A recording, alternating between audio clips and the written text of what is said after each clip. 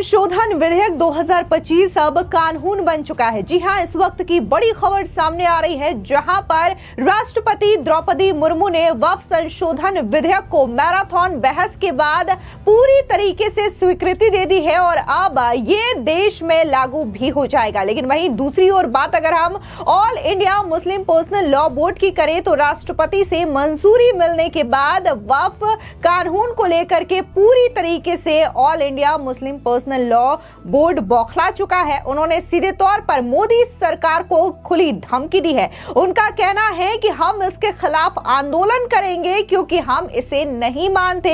इतना ही नहीं, उन्होंने तो साफ तौर से यह भी कह दिया है कि वो कोर्ट का दरवाजा भी खटखटाएंगे। दरअसल आपको बता दें कि वक्फ संशोधन विधेयक 2025 कानून बन चुका है। मैराथन बहस के बाद संसद के दोनों सदनों से पारित विधेयक को राष्ट्रपति द्रौपदी मुर्मू ने शनिवार देर रात मंजूरी दे दी है। इसी के साथ ही राष्ट्रपति मुर्मू ने मुसलमान वक्फ विधेयक 2025 को भी अपनी स्वीकृति दे दी है। बता दें कि सरकार ने एक अधिसूचना में कहा है कि संसद से पारित वक्फ संशोधन अधिनियम 2025 को राष्ट्रपति की मंजूरी मिल गई है। इससे पहले लोकसभा और राज्यसभा से वक्फ संशोधन विधेयक गर्मा गर्म बहस के बाद पारित कर दिया गया था। वहीं दूसरी ओर बात all India Muslim personal law board की करें तो उन्होंने बड़ा ऐलान कर दिया है। बोर्ड की ओर से जारी बयान में कहा गया है कि वो बिल के खिलाफ देशव्यापी आंदोलन चलाएगा। इसके खिलाफ कोर्ट का भी रुख किया जाएगा। वक्फ संशोधन बिल एक निंदनीय कृत्य है। आपको बता दें, इसके अलावा नए कानून को लेकर के कांग्रेस, असदुद्दीन ओवैसी और आम आदमी पार्टी ने भी अलग अलग याचिकाओं के साथ सुप्रीम कोर्ट में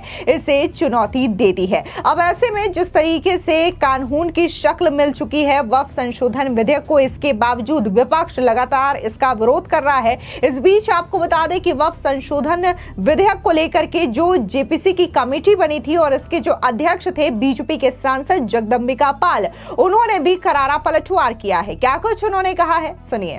वक्फ संशोधन विधेयक जिसको पिछले 6 महीने से लगातार देश के सभी स्टेक होल्डर्स के साथ, हितधारकों के साथ, देश के अधिकांश राज्यों के ऑफिशियल के साथ और दिल्ली में 38 बैठकें की, कम से कम 284 स्टेक होल्डर्स के डेलीगेशन के साथ मिले।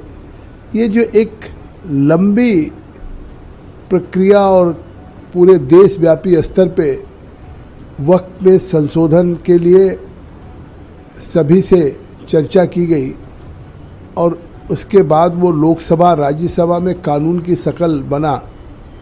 लेकिन आज जब ये महामहिम राष्ट्रपति श्रीमती द्रौपदी मुर्मू के द्वारा हस्ताक्षर हो गया तो निश्चित तौर से ये आज का दिन ऐतिहासिक है और देश के लिए अब एक उस वक्त में एक बड़ा सुधार नरेंद्र मोदी जी की सरकार के द्वारा किया गया है, जिसका लाभ देश के गरीब, पसमानदा, ख़वातीन और बच्चों को, आर्फन को मिलेगा। इस कानून का सबसे बड़ा फ़ायदा है कि वक्फ जो करता था, जिसको वाकिफ़ कहते हैं, वाकिफ़ की इंटेंशन होता था कि हम अपनी कमाई का गॉड के नाम पे, अल्लाह के नाम पे वक्फ करते हैं और उसके इनकम से गरीब को, पिछड़ों को, मुसलमान को, महिलाओं को, बच्चों को एजुकेशन में, हेल्थ में या ज़रूरतमंदों को उसकी मदद मिले। लेकिन देश की रेलवे के बाद, डिफेंस के बाद तीसरे नंबर में सबसे ज़्यादा वक्फ की प्रॉपर्टी देश में है, 3rd largest Waqf property in the country. लेकिन इसके बावजूद भी न कहीं कोई यूनिवर्सिटी था, न कोई इंजीनियरिंग कॉलेज था, न मेडिकल कॉलेज था और उसका फ़ायदा जो केयरटेकर, मुतवल्ली हो गए या वक्फ बोर्ड के अहलकार लोगों को मिलता था। तो ये अपने आप में एक वक्फ के कानून में संशोधन में बहुत बड़ा सुधारवादी कदम है। और जस्टिस सच्चर जो कांग्रेस यूपीए की सरकार में 2006 में उन्होंने रिकमेंडेशंस किया था कि देश के मुसलमान, पिछड़े, जो पसमानदा गरीब हैं, उनकी स्थिति SC ST से भी बदतर है, शेड्यूल कास्ट से भी। मुस्लिम महिलाएं तो 51.9% इलिटरेट हैं, हायर एजुकेशन में केवल 5% है। तो ऐसे लोगों के ज़िंदगी में सुधार आना चाहिए। और 206 से 214 तक कांग्रेस यूपी की सरकार थी, उन्होंने नहीं कहा। मैं एक बात कहना चाहता हूँ कि अगर वाकई कांग्रेस पार्टी या राहुल गांधी को चिंता है देश के मुसलमानों के लिए, अगर उनको वोट बैंक नहीं समझते हैं, तो वक्फ का इतना बड़ा संशोधन बिल आया जिसको रोज अभी भी कह रहे हैं कि सरकार मुसलमानों की जमीन को ले लेगी और ये अनकॉन्स्टिट्यूशनल है। तो वो लीडर ऑफ अपोजिशन है राहुल गांधी लोकसभा में, इतने ऐतिहासिक बिल पे उनको क्या चर्चा में हिस्सा नहीं लेना चाहिए? न राहुल गांधी इस पे बोले, न प्रियंका वाड्रा गांधी इसमें लोकसभा में भाग लिया। तो जिसमें जनता ने उनको चुन करके भेजा, देश को गुमराह कर रहे हैं कि ये असंवैधानिक कानून है। तो अगर असंवैधानिक कानून था तो देश की पार्लियामेंट के फोरम पे राहुल गांधी को क्लॉज बाय क्लॉज कहना चाहिए था कि ये जो अमेंडमेंट हो रहा है उसमें ये जो सेक्शन है वो सेक्शन असंवैधानिक है। तो या तो उन्हें नॉलेज नहीं, उन्हें ज्ञान नहीं है कि वक्फ के संशोधन में जो क्लॉज बाय क्लॉज कहना चाहिए था कि ये जो अमेंडमेंट हो रहा है उसमें ये जो सेक्शन है वो सेक्शन असंवैधानिक है। तो या तो उन्हें नॉलेज नहीं, उन्हें ज्ञान नहीं है कि वक्फ के संशोधन में जो आया था सरकार के द्वारा उस पे उन्होंने कोई न सुझाव दिया, न कोई आलोचना किया, न कोई अपने तर्क दिए, न कोई तर्क प्रियंका ने दिया और न कोई तर्क राज्यसभा में सोनिया गांधी ने दिया। केवल ये कह देना, लोकसभा के ऊपर बयान दे देना उनका, सोनिया गांधी का, कि बुलडोज करके आज़ादी के बाद से 2:30 बजे रात तक, 11 बजे दिन से 2:30 बजे रात तक लोकसभा में चर्चा हुई संशोधन विधेयक पर और 3:30 बजे 4 बजे रात तक राज्यसभा में चर्चा हुई। आज़ादी के बाद से अब तक रिकॉर्ड है, इतिहास है कि किसी विधेयक पे इतनी लंबी चर्चा लोकसभा राज्यसभा में नहीं हुई।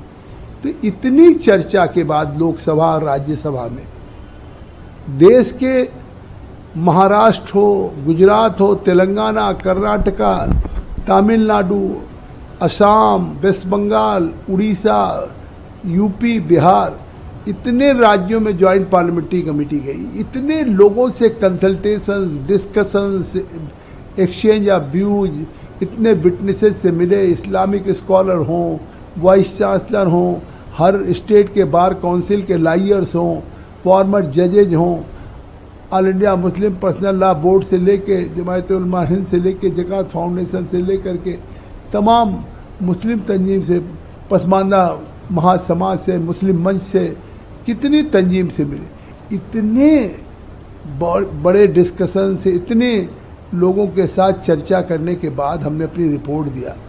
और मुझे खुशी है कि पहली बार ज्वाइंट पार्लियामेंट्री कमेटी में जो हम सभी सदस्यों ने मिल करके 428 पेज की रिपोर्ट दिया, उसमें जो हमने रिकमेंडेशंस किया, जो उसमें हमने अमेंडमेंट सुझाए थे, सरकार ने उसको पूरी तरीके से स्वीकार किया।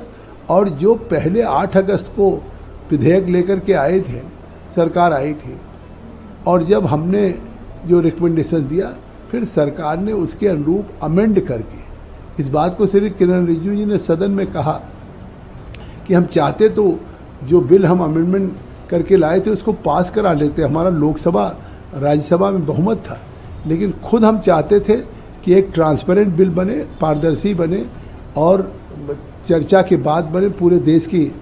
और करीब 97 लाख मेमोरेंडम्स आए, उसको हमने स्क्रूटनाइज किया, उस पर गौर किया। तो शायद किसी कानून को बनाने में इतनी बड़ी प्रक्रिया आज़ादी के बाद पहली बार हुआ। और ये मोदी जी के तीसरे कार्यकाल का सबसे महत्वपूर्ण विधेयक है, जो देश के एक बड़ी अल्पसंख्यक समाज के लोगों को, गरीबों को, पसमानदा को, महिलाओं को, ख़वातीन, बच्चों को एक बहुत बड़ा सुधारवादी कदम होगा और फ़ायदा देगा। Sir, all India Muslim personal law board महामहिम राष्ट्रपति से मिलने का समय मांगा है और वक्त संशोधन को लेकर बात करने की बात कही है। देखिए, पार्लियामेंट्री डेमोक्रेसी में महामहिम राष्ट्रपति ने महसूस किया कि जिस पे बाहर लोग गुमराह कर रहे हैं कि साहब ये बुलडोज करके पास कर लिया गया, और ये तो पूरा देश देख रहा था कि 14-14 घंटे 12-12 घंटे दोनों सदनों में चर्चा हुई है। तो लोकतंत्र में क्या होता है, किसी कानून पे सत्ता पक्ष प्रतिपक्ष व्यापक रूप से चर्चा करे, उस चर्चा के बाद वो कानून बना है, दोनों सदनों से पारित हुआ है। इस महामहिम राष्ट्रपति ने अपने विवेक से दोनों सदनों की जो एक लोकतांत्रिक मर्यादा से पास होकर के आया, उस पर उन्होंने अपना हस्ताक्षर किया है, कानून बन गया है। अब चाहे all India Muslim personal law board या कोई मिलना चाहेंगे, ये महामहिम राष्ट्रपति पे वो समय दे और उनकी बातों को जो भी होगा उनका, यहाँ तक नहीं, मैं कह रहा हूँ कि ये जो कोशिश कर रही है all India Muslim personal law board या ओवैसी, इमरान मसूद या जावेद, ये हमारे जो सदस्य रहे खुद जेपीसी में, उन्होंने देखा है इतनी व्यापक चर्चा हुई। ये कोर्ट जाना चाहे तो कोर्ट जाए, लेकिन ये लोगों को प्रवोक न करें, देश में आंदोलन करने की कोशिश न करें। अगर उनको संविधान पे विश्वास है तो उनको कोर्ट में जाना चाहिए।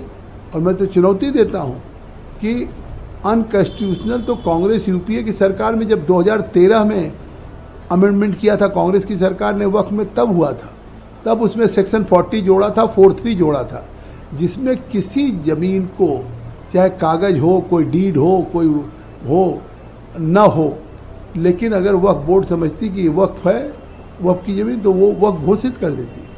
तो ये वक्फ को उन्होंने अनलिमिटेड पावर दे दिया था संशोधन करके, वक्फ को उन्होंने संविधान से ऊपर कर दिया था, क्योंकि संविधान में जो अनुच्छेद या आर्टिकल 300A है, राइट टू प्रॉपर्टी, उस राइट टू प्रॉपर्टी में जो अधिकार है उसको कोई नहीं ले सकता है, एक मौलिक अधिकार है। लेकिन उस 300A के ऊपर वक्फ का कानून का सेक्शन 40 कर दिया था। तो आज असंवैधानिक तो तब था, अब तो इस सरकार ने इसको संवैधानिक किया है, सेक्शन 40 को ख़त्म किया है, वक्फ बाय यूजर को ख़त्म किया है। अब जो भी वक्फ की प्रॉपर्टी हो उसका डीड होगा और उसको रजिस्ट्रेट किया जाएगा, वामसी पोर्टल पे डाला जाएगा। तो वो कम से कम देश में बदअमनी न फैलाएं, जैसे जंतर मंतर पे किया, उसके बाद पटना में किया, अब काली पट्टी बांधने को कहा। कोर्ट में जाएं, कोर्ट का फैसला सबको मंजूर होगा, सुप्रीम कोर्ट का। लेकिन आज ये जो कानून बना है वक्फ संशोधन, ये विधि सम्मत है। बात अगर हम all India Muslim personal law board की करें तो उन्होंने सीधे तौर पर सोशल मीडिया साइट एक्स के जरिए एक पोस्ट साझा की है। उन्होंने लेटर में बकायदा ये बात कही है कि कैसे वो सरकार के खिलाफ आंदोलन करेंगे। दरअसल आपको बता दें कि बोर्ड ने कहा है कि हम ये साफ कर देना चाहते हैं कि वक्फ संशोधन विधेयक घातक है, इसके अनेक समस्याएं और मुद्दे पैदा होंगे, सरकार इसे वापस ले। लोकसभा और राज्यसभा में विधेयक पेश होने के बाद विपक्षी दलों के सांसदों ने पूरी सूझबूझ, तैयारी और कर्तव्य निष्ठा के साथ विधेयक का विरोध किया, साथ ही मुसलमानों के रुख को और अधिक स्पष्ट रूप से सामने रखा। विपक्ष का यह कदम सराहनीय है। बोर्ड ने कहा कि विपक्षी दलों के सभी प्रमुखों और सांसदों का विधेयक के विरोध में उनके रुख के लिए आभार व्यक्त करता है, उनकी संवेदनशीलता की सराहना करता है। हम आशा करते हैं कि विपक्ष भविष्य में भी विधेयक के विरोध में हमारे अभियान में सहयोग करेगा। हालांकि बीजेपी के सहयोगी दलों और उनके नेताओं, खास तौर पर नीतीश कुमार, चंद्रबाबू नायडू, चिराग पासवान और जयंत चौधरी का रवैया निंदनीय रहा। बोर्ड ने आगे कहा कि मुसलमानों ने उनकी धर्मनिरपेक्ष छवि को देखते हुए हमेशा उनका समर्थन किया, लेकिन उन्होंने मुसलमानों के साथ धोखा किया है, जिसे कभी माफ नहीं किया जाएगा। उन्हें इसका खामियाजा भुगतना पड़ेगा। इन दलों से जुड़े मुसलमानों को अपनी स्थिति पर फिर से विचार करना चाहिए। इस धोखे के बाद उनका क्या स्थान होगा? मुसलमान होने के नाते उन्हें कौन सा रास्ता अपनाना चाहिए? All India Muslim personal law board ने आगे ये भी कहा कि पूरे मुस्लिम समुदाय को प्रभावित करने वाले मुद्दे पर अपने राजनीतिक हितों को प्राथमिकता देना निंदनीय है। बोर्ड साफ करता है कि वो किसी भी दबाव, धमकी या गलत रवैये के सामने अपने रुख से पीछे नहीं हटेगा, अपनी मांगों को नहीं छोड़ेगा। जब भी कुर्बानी की जरूरत होगी बोर्ड आगे आएगा। इस लड़ाई में बोर्ड अकेला नहीं, पूरा मुस्लिम समुदाय मजबूती से पीछे खड़ा है। आपको बता दें कि राज्यसभा में इस बिल पर करीब 13 घंटे तक चर्चा चली थी। ये विधेयक लोकसभा में करीब 12 घंटे तक चली मैराथन बहस के बाद पारित हुआ था। इसके बाद विधेयक को कानून बनाने के लिए राष्ट्रपति द्रौपदी मुर्मू के पास उनकी मंजूरी के लिए भेजा गया था, जिस पर उन्होंने हस्ताक्षर कर कानून बनाने की मंजूरी दे दी। आपको बता दें कि जेपी नड्डा ने वक्फ अधिनियम से निपटने के तरीके को लेकर के कांग्रेस पर कड़ा प्रहार किया था और आरोप लगाया था कि कांग्रेस ने इस कानून को इस तरीके से बनाया जिससे कथित तौर पर भू माफियाओं को मदद मिल सके। अब जिस तरीके से इस कानून को लेकर के जो बहस चल रही है, फिलहाल वो खत्म होने का नाम नहीं ले रही है। जहां पहले लोकसभा से लेकर के राज्यसभा में इस विधेयक को लेकर के एक बकायदा चर्चा चली थी, 13-13 घंटे, 12-12 घंटे, पूरी आधी रात तक ये बहसबाजी हो रही थी।